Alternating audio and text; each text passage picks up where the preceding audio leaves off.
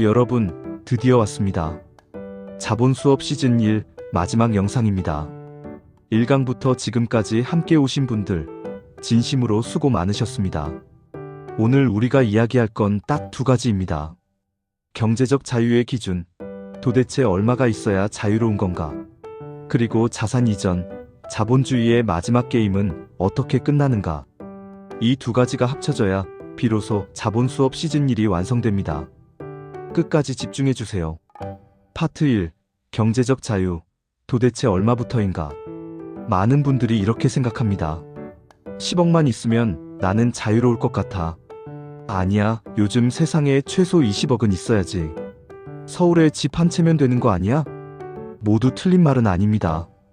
하지만 경제적 자유에는 정확한 공식이 있어요. 바로 이겁니다. 경제적 자유는 내 생활비 나누기 안전한 수익률. 미국 트리니티 대학 연구에서 나온 이른바 4% 법칙이에요. 자산에서 매년 4%씩 인출해도 자산이 고갈되지 않는다는 원칙. 한국에 대입해 볼게요. 2025년 기준 한국인 부부가 희망하는 노후. 월 생활비는 평균 약 300만원, 연간 3,600만원입니다. 이걸 4% 법칙에 대입하면 3,600만원 나누기 0.04는 9억 원. 최소 9억 원이 있어야 월 300만원 생활이 가능하다는 계산이 나옵니다. 단, 이건 아무 리스크도 없다는 가정 아래서예요. 물가 상승, 세금, 시장 변동성을 감안하면 전문가들은 생활비에 의해서 3배 수준 자산을 권장합니다. 현실적으로 이야기하자면 서울 기준 2인 가구 월 400만원 생활을 원한다면 필요 자산은 최소 15억 20억 원 수준입니다. 파트 2. 경제적 자유의 진짜 기준선. 그럼 경제적 자유란 정확히 뭘까요? 저는 이렇게 정의합니다. 노동이 필요 없어지는 순간, 월 300만원을 벌기 위해 매일 출근하지 않아도 되는 순간, 아침에 알람 없이 일어나도 통장에 돈이 들어오는 순간, 그게 경제적 자유입니다. 금액이 얼마냐가 아니에요. 구조가 바뀌는 겁니다. 여기서 중요한 구분을 드려야 합니다. 경제적 자유에도 단계가 있습니다. 1단계, 근로자유 약 10억. 금융자산 기준 10억이 넘으면 당장 직장을 잃어도 1에서 2년은 버틸 수 있다는 심리적 안정이 생깁니다. 2단계에선 직장에서 눈치를 덜 보게 되고 싫은 상사한테도 할 말을 할 수 있게 됩니다. 자본소득이 생활을 일부 커버하기 시작하지요. 2단계, 생활 자유 약 15억 20억. 이 구간부터 자본소득만으로 평범한 생활이 가능해집니다. 진짜 일을 선택할 수 있는 자유가 생기는 구간이에요. 일을 하되 좋아하는 일만 합니다.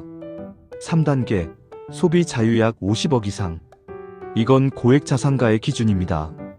자산 50억이 넘으면 연 4% 이율 기준으로 이자만 2억이에요. 이 구간에서는 쓰는 것보다 불어나는 게 더 빠릅니다. 하지만 현실적으로 3040 직장인에게 중요한 건 3단계가 아니라 2단계예요. 자본소득이 근로소득을 대체하는 그 임계점. 그게 우리의 목표입니다. 파트 3. 자산이 쌓이고 나서 생기는 진짜 고민. 자, 여기까지 오면 많은 분들이 이런 생각을 합니다. 그래, 경제적 자유 달성했다. 그럼 이제 뭐야? 이게 자본 수업 마지막 주제예요. 자본주의의 마지막 단계는 바로 자산 이전입니다. 왜 마지막 단계냐고요? 내가 아무리 잘 쌓은 자산도 내가 죽으면 국가와 자녀 사이에서 반이 날아갈 수 있거든요. 현실 데이터를 보겠습니다. 2025년 기준 대한민국 상속세율은 최저 10%, 최고 50%입니다. OECD 국가 중 최고 수준이에요. 배우자와 자녀가 있는 경우 기본 공제 합산 10억 원까지는 비과세입니다. 그런데 서울 아파트 한 채가 10억을 넘는 시대에 집 한 채만 있어도 상속세 과세 대상이 될 수 있습니다. 실제로 집값 상승으로 인해 일선 세무서에는 집 한 채를 가진 고령층의 상속세 상담이 급증하고 있을 정도예요. 20억 자산을 자녀에게 남길 때 세금 설계 없이 넘기면 세금으로 나가는 금액이 수억 원에 달합니다. 30억이면 그 이상이고요. 즉, 자산을 쌓는 것만큼 자산을 지키고 넘기는 설계가 필요합니다. 파트 4. 자산 이전의 핵심 전략. 자산 이전에는 크게 세 가지 방법이 있습니다. 첫 번째, 사전 증여 전략. 증여세는 10년 단위로 공제가 초기화됩니다. 성인 자녀에게는 10년에 5천만 원까지 증여세 없이 줄 수 있어요. 미성년 자녀는 2천만 원. 그래서 자녀가 어릴 때부터 10년 단위로 꾸준히 증여해 놓으면 나중에 한꺼번에 넘기는 것보다 훨씬 세금이 줄어듭니다. 가장 중요한 포인트는 지금 당장 시작하는 것입니다. 두 번째, 금융자산 중심의 자산 구조. 부동산 자산은 상속 시 유동화가 어렵고 세금 납부도 복잡합니다. 금융자산은 상대적으로 분산 이전이 쉬워요. 자산 구조를 점진적으로 금융자산 비중 쪽으로 이동해두면 이전 비용이 줄어듭니다. 세 번째, 다음 세대의 금융교육. 이게 사실 가장 중요한데 제일 많이 놓치는 부분입니다. 통계를 보면 상속받은 자산의 상당수가 2세대 안에 소진됩니다. 자산을 물려줘도 그 자산을 운용하는 방법을 모르면 결국 녹아버려요. 부모가 자본 수업을 배운 이유가 결국 자녀한테 이 언어를 가르치기 위한 것이기도 합니다. 숫자가 아니라 자산을 바라보는 시각, 자본소득의 구조, 복리의 힘, 이것들을 자녀에게 물려주는 게 진짜 자산 이전입니다.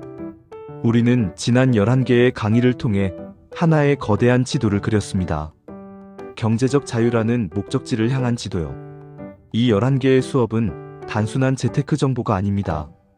자본주의 시스템 안에서 어떻게 살아남을 것인가에 대한 하나의 언어 체계예요. 이 언어를 이해하는 사람과 모르는 사람 사이에서 격차는 계속 벌어집니다. 오늘 이 영상을 보고 계신 여러분은 그 격차를 줄이기 시작한 사람들입니다. 시즌 1은 지도를 그리는 수업이었습니다. 이런 세계가 있다는 걸 보여주는 것, 어디에 뭐가 있는지, 어떤 순서로 가야 하는지 전체 판을 보여드린 겁니다. 근데 지도만 갖고 있다고 목적지에 도착하는 건 아니잖아요. 시즌 2에서는 본격적으로 걷기 시작할 겁니다. 그 전까지 시즌 1에서 배운 것들을 한 번만 다시 생각해 보세요. 나의 경제적 자유 기준은 얼마인가? 지금 내 자산 구조는 그 기준을 향해 가고 있는가? 그리고 내가 쌓을 자산을 어떻게 다음 세대에 넘길 것인가? 이 세 가지 질문이 여러분의 숙제입니다. 시즌 2를 함께 완주해 주셔서 진심으로 감사합니다. 앞으로 더 깊고 다양한 내용을 다루게 될 자본 수업의 내용이 궁금하시다면 구독과 알림 설정 부탁드립니다. 생각이 자라는 곳, 경제적 자유를 위한 첫걸음, 자본 수업이었습니다.